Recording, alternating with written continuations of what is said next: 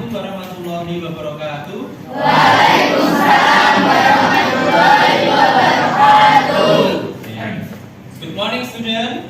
Good morning. Semuanya kabarnya bagaimana? Sehat? Sehat. Memulai pelajaran pada hari ini kita menyanyikan lagu Indonesia Raya. Silahkan berdiri semuanya. Jadi menghadap ke papan tulis semua. Saya mengikuti instrumen ya.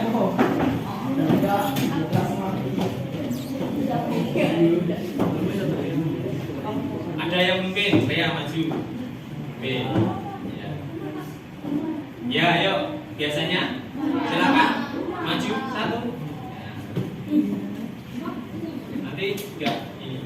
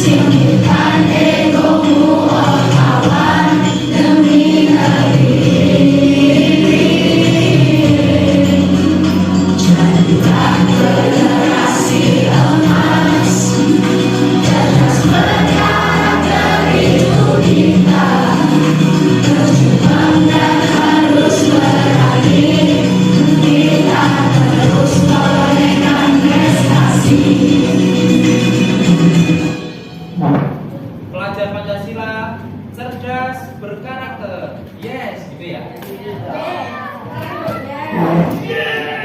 Oke, kita mulai dulu. Oke, konsentrasi. Oke, terima kasih. Kita sudah menyanyikan lagu Indonesia Raya, lagu kebangsaan kita.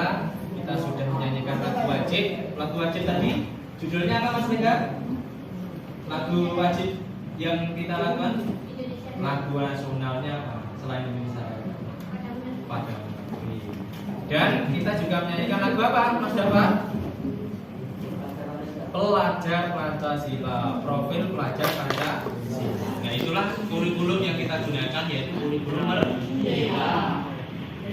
Oke, sebelum kita lanjutkan, kita akan belajar mengenai topik yang pertama tentang wawasan kebangsaan, yaitu ini cek kehadirannya dulu. Apakah hari ini ada yang tidak masuk?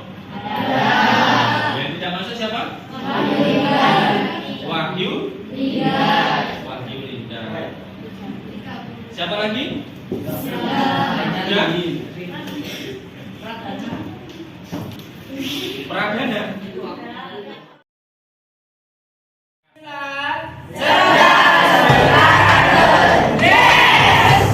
Oke, Pak Erwan akan hari ini akan membahas tentang wawasan kebangsaan, topik yang pertama dari kurikulum Merdeka. Yang perlu kita pelajari yang pertama itu mengenai kebinekaan global. Wawasan kebangsaan yang harus anak-anak pahami yaitu tentang kebinekaan global. Apa itu kebinekaan global? Silahkan diperhatikan.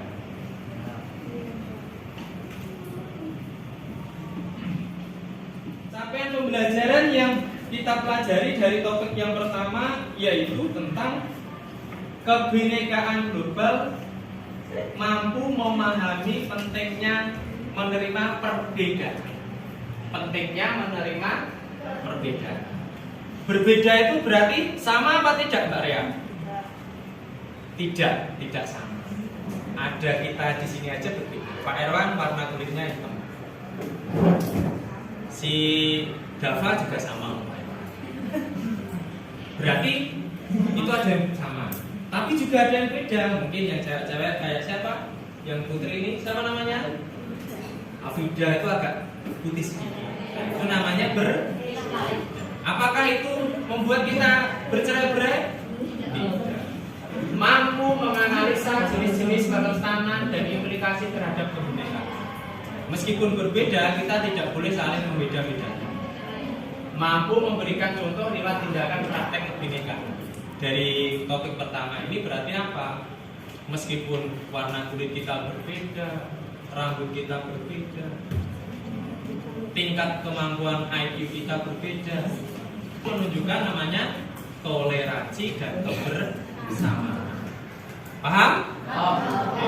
Konsentrasi. Orang akan bertanya, apa jadinya jika manusia di dunia ini seragam, warna kulitnya sama, bahasanya sama, adat istiadatnya sama, budayanya sama, semuanya sama, bahkan uangnya semua sama. Apakah bisa berjalan dunia? Tidak bisa. Karena nanti tidak ada namanya apa? Saling melengkapi, saling membutuhkan. Lah semua punya uang, nggak butuh orang lain.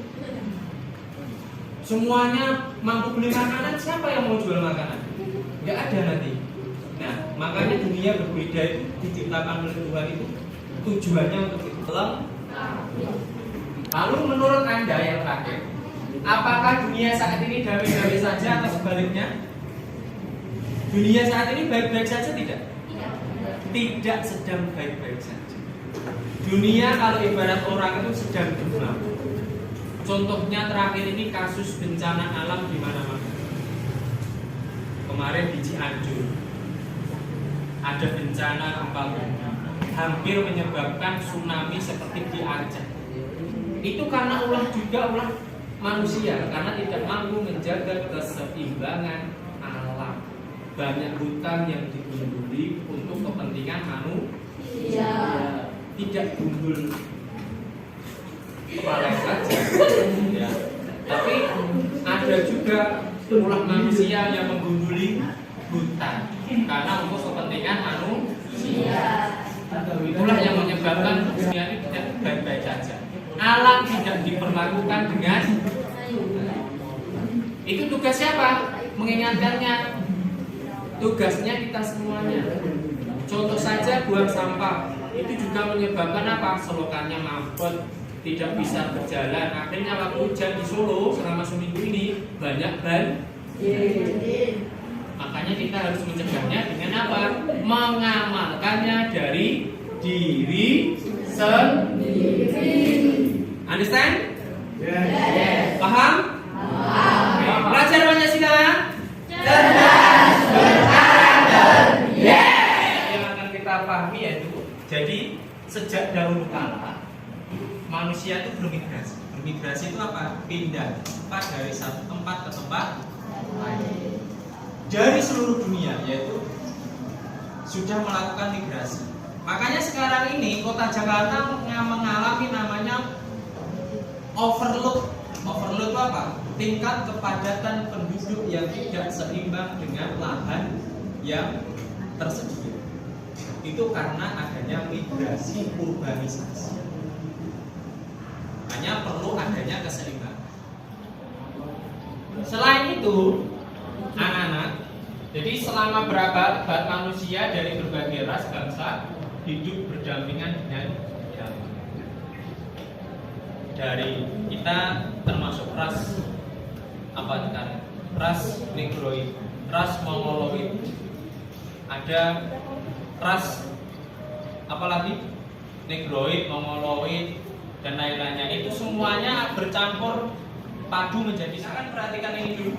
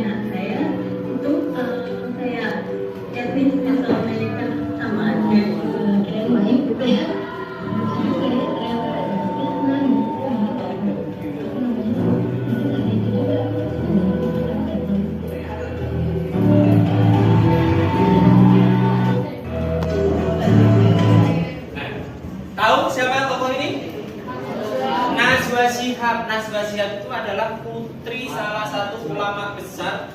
Kalau dalam agama Muslim masih salah satu keturunan garis langsung dengan Nabi Muhammad SAW. Ternyata dia memiliki gen orang Cina. Padahal secara nasabnya, garis keturunannya dia adalah keturunan orang Arab. Karena proses migrasi inilah yang menyebabkan DNA kita itu bercampur-campur. Makanya kita tidak hanya ras Melayu saja. Mungkin ras kita dapat ada Chinese-nya, ada ras Mesopotamianya, ada Andean dan lain-lain. Nah, itulah yang menyebabkan proses migrasi itu menyebabkan perbedaan, tapi sebenarnya kita itu sama. Berbeda tapi sama. Sati. Konsep yang kedua yaitu ragam manusia, ragam bangsa, dan ragam bahasa. Fakta ragam bahasa bahwa di 5 benua dengan kurang lebih terdapat 197 negara. Jadi di 5 benua kelimanya itu apa? Benua Asia, Australia, Eropa, Amerika, dan Afrika. Itu terdapat 197 negara dengan ragam bahasanya sebanyak kurang lebih 6.500 bahasa. Di Indonesia saja ada kurang lebih berapa bahasa? 700-an bahasa. Itu hanya di Indonesia loh ya. Negara kita ini yang kepulauan ini menyebabkan ragam bahasa yang begitu banyak.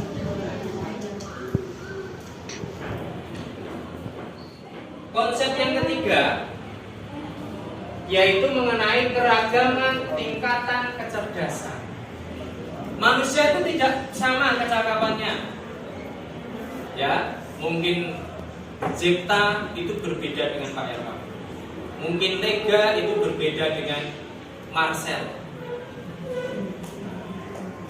Visa berbeda dengan Caesar.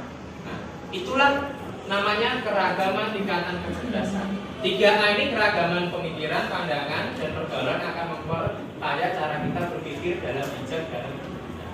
Makanya ketika kita itu open mindset, open minded, berpikirnya terbuka, tidak terpaku, wah ora bolehku, nggak boleh seperti itu. Itu malah justru akan membuat kita miskin dengan miskin dengan ilmu pengetahuan, miskin dengan rezeki, miskin dengan pertemanan. Kamu nggak pernah keluar dari rumah, misalnya nggak pernah bergaul dengan tetangga kamu, misalnya tetangga kamu punya rezeki, kamu nggak kemana rezeki, nggak kebahagiaan. Tapi kalau kamu bergaul, oh iya saya punya teman Jepta, belum tak bagi dia ulang tahun lebih baik. Dia punya PR, oh katanya Jepta udah pernah mengerjakan PR, mengerjakan bareng yuk. Itu contohnya dari kita terbuka terhadap orang. Konsep yang keempat yaitu kerentanan. Kerentanan di sini apa? Separuh responden di banyak negara Eropa merasa terancam oleh para pendatang kaum imigran. Nah ini yang dinamakan dengan grafik insiden ekstremis. Ekstremisme apa? Ekstremisme itu bahwa kondisi di mana orang-orang yang asli di negara itu merasa terusik dengan orang-orang yang pendatang. Itu karena mereka membawa label dirinya masing-masing. Misalnya di sini ada banyak pendatang Chinese membawa bahwa suku Chinese itu lebih baik dari suku Jawa. Nah itulah yang menyebabkan kerentanan. Makanya kita kalau punya teman seperti itu kita ingatkan, kamu dan aku sama-sama makhluk Tuhan. Cuma kita bentuknya berbeda. Baru aja ada bentuknya yang kakinya 4, ada yang 5, ada yang 3. Tapi di situ semuanya akan berbeda. Sepertilah itulah kita manusia. Konsep yang kelima yaitu kunci sukses abad ke-21. Kita hidup di abad ke-21. 4 kunci suksesnya apa? Creativity, critical thinking, communication, dan kolaborasi. Makanya setiap pembelajaran, Pak Erwan selalu menerapkan namanya model pembelajaran abad ke-21. Harus ada kreativitas. Kita harus cerdas, cepat, dan memiliki insting untuk melakukan sesuatu yang baru. HP digunakan untuk hal yang baik, untuk belajar. Komunikasi dengan orang lain itu harus ditingkatkan supaya kita mendapatkan pengetahuan. Setelah itu akan memunculkan namanya kreativitas berpikir, nalar. Oh itu salah, itu yang benar seperti ini. Oh saya mendapat masukan dari teman. Dan kita harus apa?